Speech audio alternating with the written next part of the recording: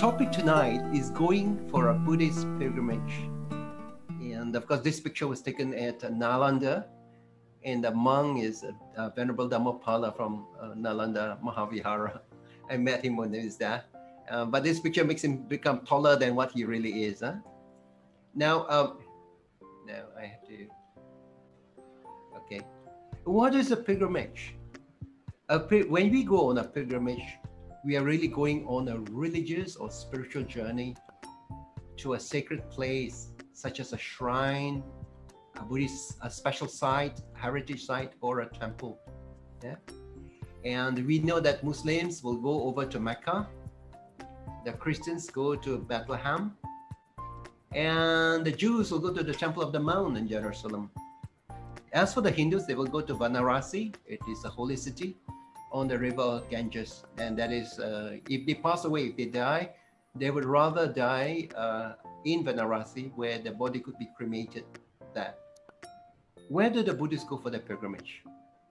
Now, according to the Mahaparinibbana Sutta of the Digha Nikaya, Digha means long. These are collections of all the long discourses the Buddha gave. Buddhists are advised to go on a pilgrimage to 4 holy sites that actually lead to heavenly births. Now, the advice that the Buddha has given, and this comes from the Mahaparinibbana Sutta. This is the Sutta number 16, and in the section 5.8, the Buddha said to Ananda, Ananda, there are 4 places, the sight of which should arouse emotion in the faithful. Which are they? So, number 1, here the Tathagata was born, so the place of the birth of the Buddha. Here the Tathagata attained supreme enlightenment, and that is the place of enlightenment. Here the Tathagata set in motion the wheel of Dhamma. Here the Tathagata attained parinibbana. Ananda, the faithful monks and nuns, male and female lay followers, will visit those places. And anyone who die while making the pilgrimage to these shrines with a devout heart will, at the breaking up of the body after death, will be reborn in the heavenly world. So this is the advice that the Buddha gave. This sutra was given during the last 3 months of the Buddha's life.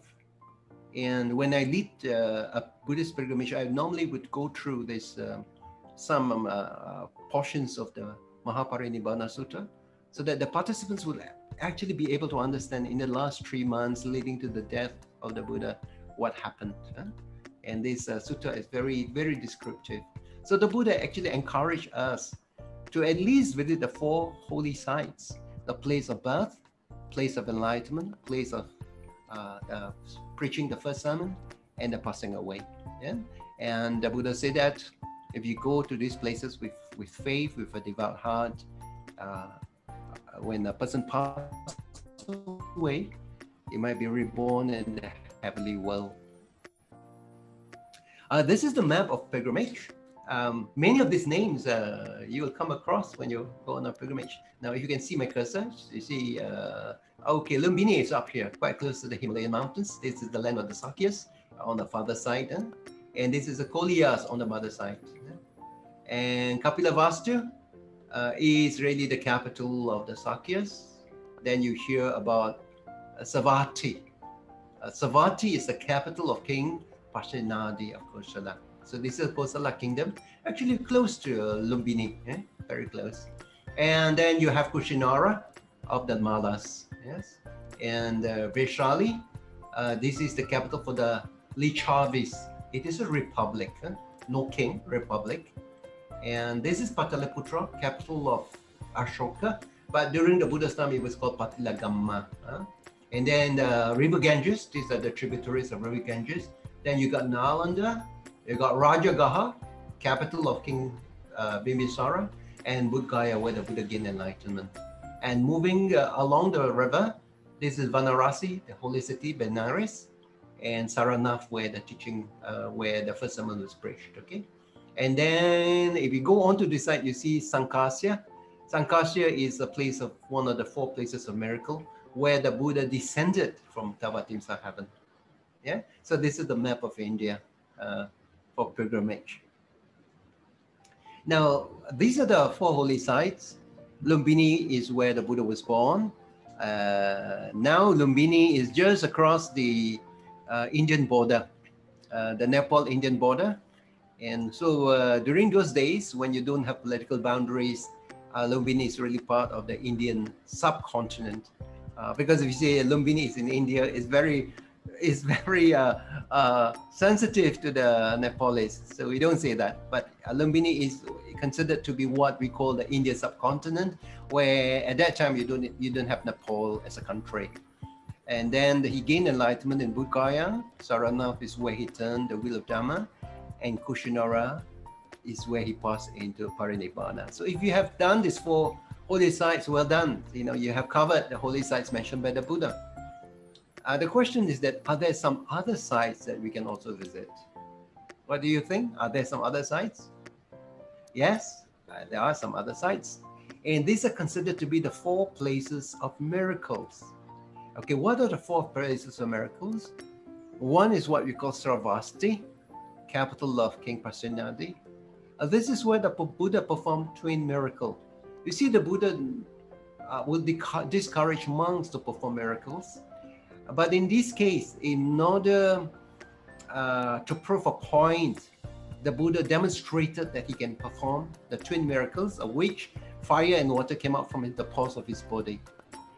And Sravasti is where the Buddha spent the most amount of his rain retreat at Jetavana Grove, as well as in the Pubarama. Yeah, spent about 24 of his rain retreat in Savatthi.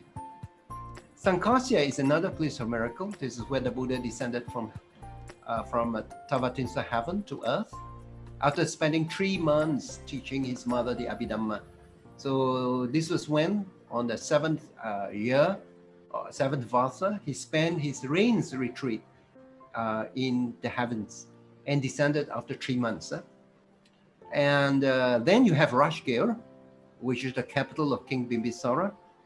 The miracle was that the Buddha subdued an angry elephant by the name of Nalagiri with the power of his metta, with his power of his loving kindness. But of course, the Buddha spent a lot of time also, especially the early part of his mission in Rajgir. So there are places that we can also visit when we go to Rajgir. And Nalanda is close by to Rajgir. And finally, Vaishali, where the Buddha received the offering of honey from a monkey, and Vaishali was the capital of the Lachivis. So these are all the 8 great places of pilgrimage. The 4 places, which include Lumbini, Bodh Gaya, Saranath, and Kushinaga, coupled with the 4 sites of miracles, and these are the 8 great places in India. But also in the Buddhist pilgrimage, you might also visit other significant sites, such as Nalanda, Kapilavastu. Kapilavastu is not considered to be a holy site, but that was where the Buddha spent 29 years of, he grew up in Kapilavastu. And also Kesariya, where the Buddha taught the Kalama Sutta. Not at the Kesariya Sutta stupa, but to the people, the Kesaputta people. Yeah, and also Ramagram, which is a stupa at Devadaha, which is on the Buddha's mother side. Yeah, the Koliyas. And besides these holy places, there are also other places in India associated with Buddhism. For instance, Orissa. Orissa was where Buddhism has actually flourished for many centuries. And this was a place where King Ashoka laid down his weapon, laid down his sword to become a Buddhist in Orissa. You can visit here. There are still some very good monasteries to visit. Nagarjuna Konda, also the place where the famous teacher called Nagarjuna, he was the one who started the school, very influential in Mahayana Buddhism, the Madhyamika school. and also Amaravati, which is, this is in the center part of India on the east coast. And on the west coast, you have caves like Ajanta Caves, you have Sanchi, you got Kosambi. So there are many places in India that you can visit besides the holy place, besides the 8 holy places.